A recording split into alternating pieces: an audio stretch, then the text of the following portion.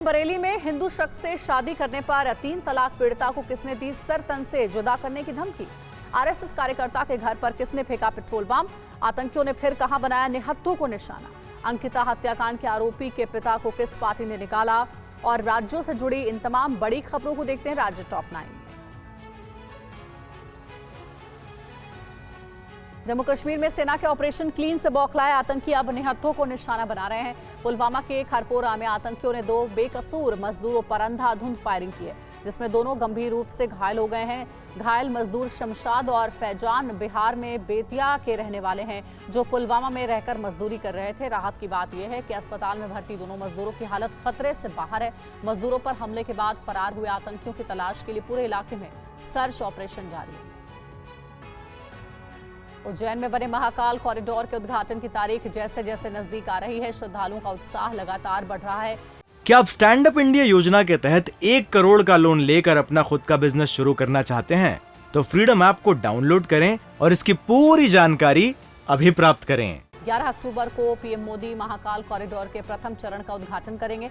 750 करोड़ की लागत से बन रहे कॉरिडोर को शिव पुराण की कथाओं के आधार पर तैयार किया गया है। महाकाल कॉरिडोर भव्यता और दिव्यता के साथ साथ पौराणिकता से भी लोगों का परिचय करा रहा है। कॉरिडोर के प्रथम चरण को बनाने में 350 करोड़ रुपए खर्च हुए हैं, जिसका उद्घाटन पीएम मोदी 11 अक्टूबर को करेंगे।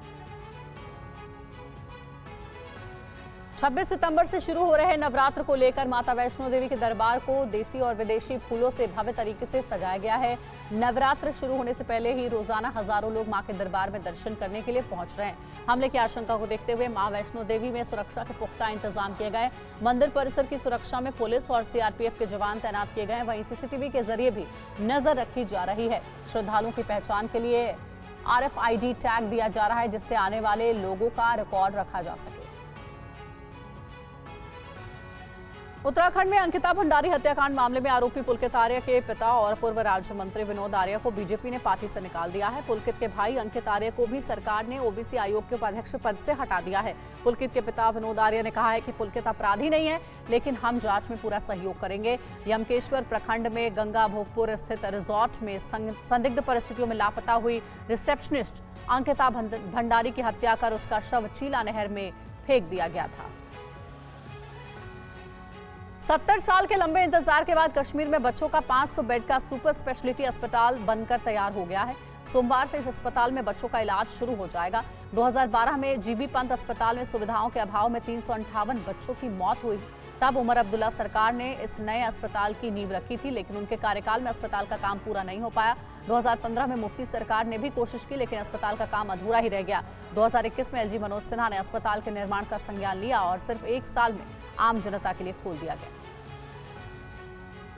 यूपी के बरेली से एक चौंकाने वाला मामला सामने आया है, जहां 3 तलाक पीड़िता को हिंदू शख्स से शादी करने पर उसके पूर्व पति ने सर तन से जुदा करने की धमकी दी है। पति के 3 तलाक देने के बाद रुबीना खान ने कुछ दिन पहले ही हिंदू रीति रिवाज से प्रेमपाल से शादी की थी। शादी के बाद रुबीना ने नाम बदलकर पुष्पा देवी रख लिया था। रुबीना ने बताया कि पूर्व पति ने कहा है कि तू कहीं भी रहेगी, मैं तुझे जान से मार दूंगा। पूर्व पति से जान का खतरा जताते हुए रुबीना ने पुलिस से सुरक्षा देने की गुहार लगाई। टेरर फंडिंग को लेकर देश भर में पीएफआई के नेताओं की गिरफ्तारी और एनआईए की छापेमारी के बाद कई राज्यों में बीजेपी और आरएसएस के दफ्तरों पर हमले हो रहे हैं। तमिलनाडु के मदुरई में संघ कार्यकर्ता के घर पर पेट्रोल बम से हमला हुआ है। आरएसएस कार्यकर्ता के घर बम हमले पर मदुरई के असिस्टेंट कमिश्नर ने जांच शुरू कर दी है। आरएसएस कार्यकर्ता के घर पर पेट्रोल बम फेंकने की पूरी वारदात सीसीटीवी कैमरे में कैद हुई थी, जिसमें आरोपी एक के बाद एक 3 पेट्रोल बम फेंकता दिख रहा है।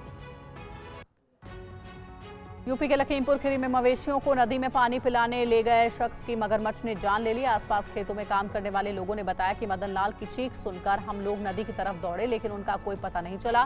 पुलिस ने भी स्थानीय गोताखोर की मदद से तलाशी ली, लेकिन सुराग हाथ नहीं लगा। इसके बाद एनडीआरएफ को बुलाया गया, तब जाकर नदी से मदन लाल का शव बरामद हुआ। घटनास्थल से करीब 3 किलोमीटर दूर खानीपुर के पास नदी से एनडीआरएफ ने शव को बरामद किया है। टेरर फंडिंग के खिलाफ एनआईए की छापेमारी के बाद नॉर्को फाइनेंसिंग के खिलाफ एसआईए ने जम्मू कश्मीर के कई इलाकों में छापेमारी की है, जिसमें कई अहम डॉक्यूमेंट्स बरामद हुए। पुलिस और सीआरपीएफ की मदद से श्रीनगर, बडगाम और कुपवाड़ा जिलों में छापेमारी की गई। अधिकारियों के मुताबिक एसआईए को सीमा पार पाकिस्तान से नशीले पदार्थों की तस्करी और आतंकी मॉड्यूल के साथ अलगाववादियों, आतंकी संगठन के कार्यकर्ताओं और मारे गए आतंकवादियों के परिवारों को आर्थिक मदद पहुंचाने के कई सबूत मिले, जिसके बाद ये कार्रवाई हुई है। क्या आप स्टैंड अप इंडिया योजना के तहत 1 करोड़ का लोन लेकर अपना खुद का बिजनेस शुरू करना चाहते हैं? तो फ्रीडम ऐप को डाउनलोड करें और इसकी पूरी जानकारी अभी प्राप्त करें।